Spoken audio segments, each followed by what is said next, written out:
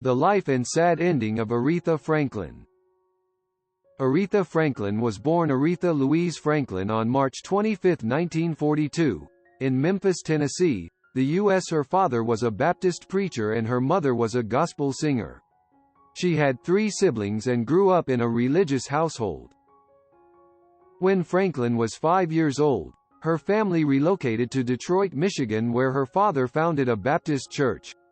When she was 6, her parents separated because of her father's infamous promiscuity. Her mother moved to Buffalo. When she was 10 years old, her mother died and her grandmother and aunts took care of her and her siblings. Her father was getting more and more famous for his sermons by this time and was known as the man with the million-dollar voice. Franklin's musical gifts became apparent at an early age. Largely self-taught, she was regarded as a child prodigy. A gifted pianist with a powerful voice, Franklin got her to start singing in front of her father's congregation. At the age of 14, Franklin's talent for singing was recognized by her father, who started managing her, to get her a recording deal. In 1956, her first album came out under JVB Records label, Songs of Faith. In 1960, Franklin was signed by Columbia Records, after she persuaded her father to let her record pop music. Her popular single, Today I Sung the Blues, was released in the same year. It reached the Hot Rhythm and Blues Sellers chart. In 1961, Franklin's debut pop album came out with Columbia Records, titled Aretha, with the Ray Bryant Combo. The album was an instant hit with the American listeners, and the hit single, Rock-a-Bye, catapulted her into an international star. In 1962, the same recording company released 2 of her albums, The Electrifying Aretha Franklin and The Tender, The Moving, The Swinging Aretha Franklin. By this time, she was called the new star female vocalist by a list magazines. From 1964 to 1966, Franklin released various hit singles like Runnin' Out of Fools, One Step Ahead, Cry Like a Baby, You Made Me Love You, etc. under Columbia Records. She also appeared on shows like Hollywood A Go-Go.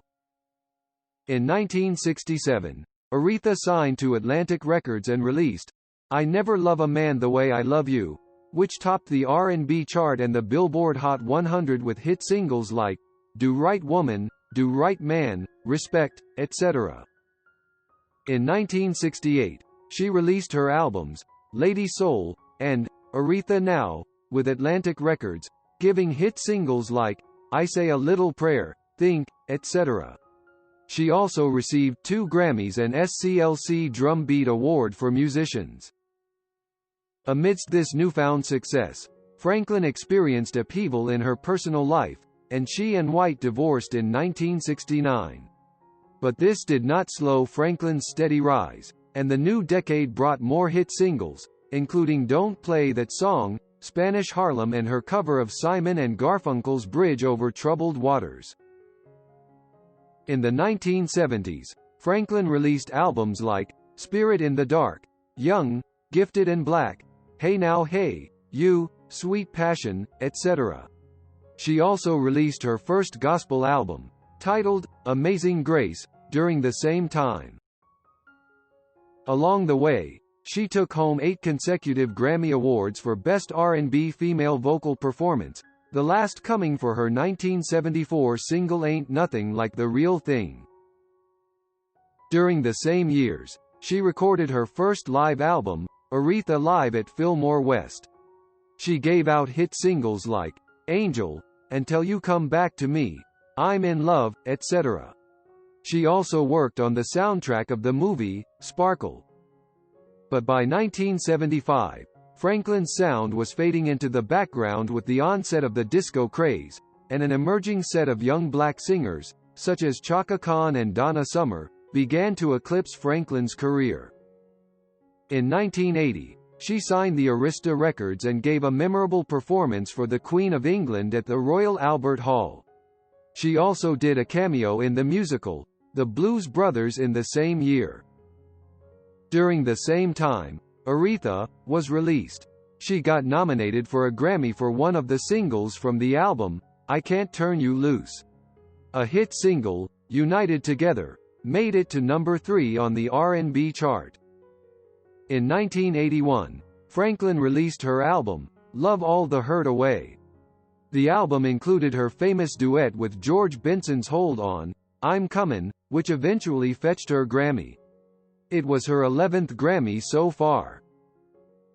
In 1985, Jump to It was released. It was a gold standard album and a huge commercial hit after almost 7 years.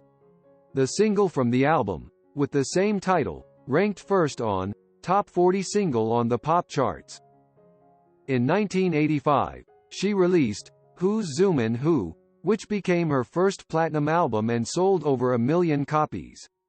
It included the hit singles like Freeway of Love and Sisters Are Doing It for Themselves. In 1987, she released another gospel album, titled One Lord, One Faith, One Baptism, which was followed by another one, Through the Storm. Around the same time, her album, What You See Is What You Sweat, was released. In 1998, her album, A Rose Is Still a Rose, was released, which turned out to be of gold standard. During the same time, Franklin gave a performance at the Grammy Awards, singing Nessun Dorma, and received international acclaim for it.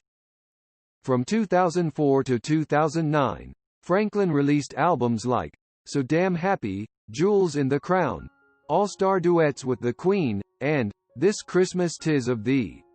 She also performed at President Barack Obama's inaugural ceremony. From 2010 to 2013, she recorded an album under her own label, Aretha, A Woman Falling Out of Love. She was honored by a degree from Yale University. She is now working under RCA Records. In personal life, Aretha Franklin became maher quite early in life. She gave birth to her first son when she was not even 13.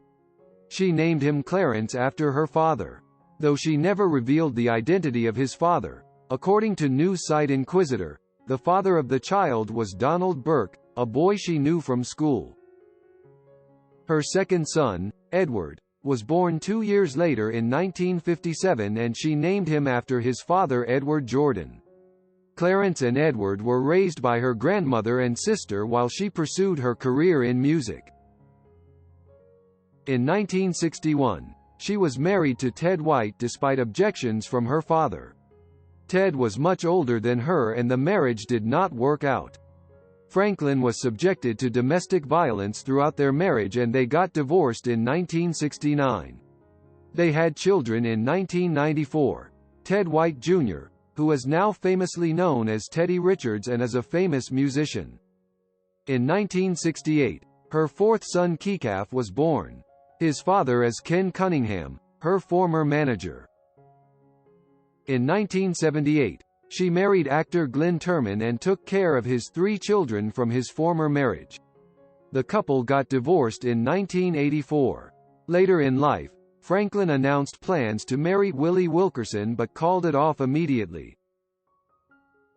Sadly, on August 12, 2018, it was reported that a gravely ill Franklin was bedridden in her Detroit home, surrounded by family and friends. As news of her condition spread, more luminaries paid a visit to express their good wishes, including Wonder and Jesse Jackson. 4 days later, Franklin died at her home on August 16, 2018, aged 76, without a will.